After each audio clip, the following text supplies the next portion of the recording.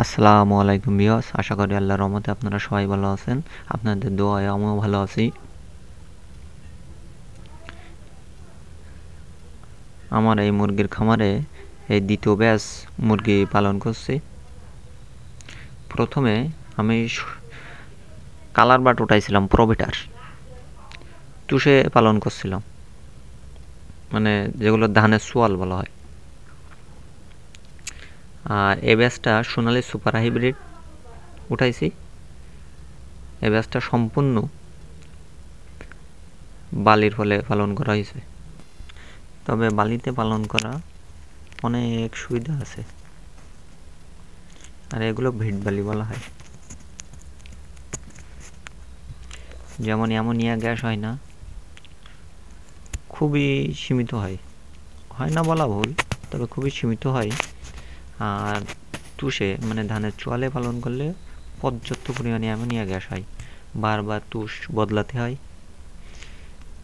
শীতের দিনে পর্দা সাইডে নামায় রাখলে এনে পর্যাপ্ত পরিমাণে অ্যামোনিয়া গ্যাস হয়।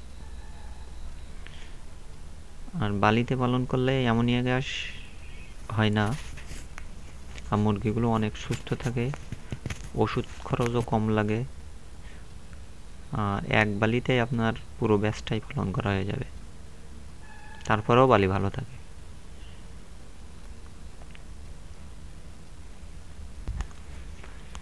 তো ওই বালিতে আর পালন করা যায় না, ফেলাই দিতে হয়, নাইলে অনেক রোগ ব্যায়াম হওয়ার সম্ভাবনা থাকে।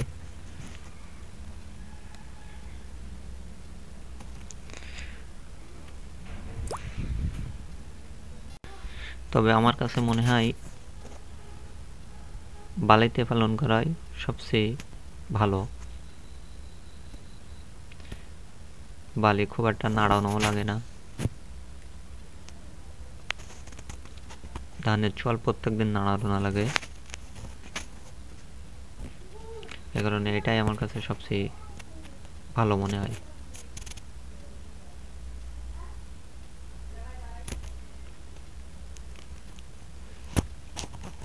বালিতে আপনার মুরগির গ্রোথও ভালো হয়।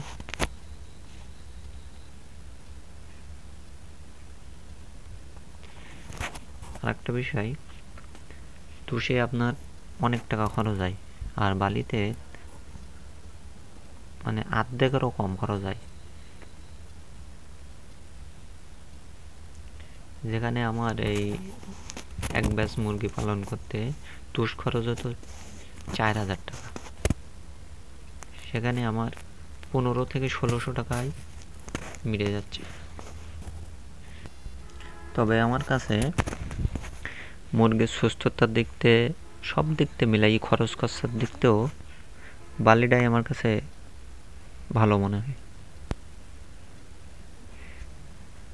তা আজকে এটুকুই ছিল। আসসালামু আলাইকুম। আমাদের চ্যানেল সাবস্ক্রাইব করুন।